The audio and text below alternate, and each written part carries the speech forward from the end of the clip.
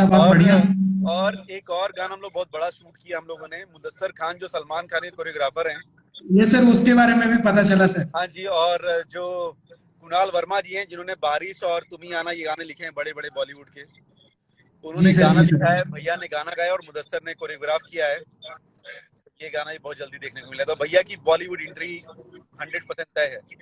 Sir Bollywood में entry तो खेसारी भैया बहुत पहले ही कर चुके हैं। और मेरे को एक चीज और पूछना था, वो जो खेसारी भैया ने साउथ वाली मूवी की है वो कब तक रिलीज होगी, कोई आइडिया आप थोड़ा बताएं।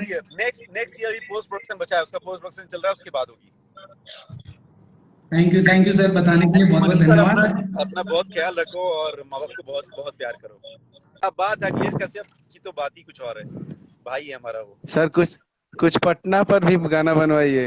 100% बनेगा, 100% बनेगा। मैं अखिलेश बाबा को ही हम बोलता हूँ, कुछ बनाएंगे वो। हम लोग पटना से हैं।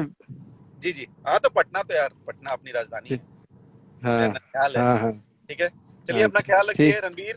ठीक है। ठीक है, धन्यवाद। ठीक ठीक। है, ओके ओके भाई।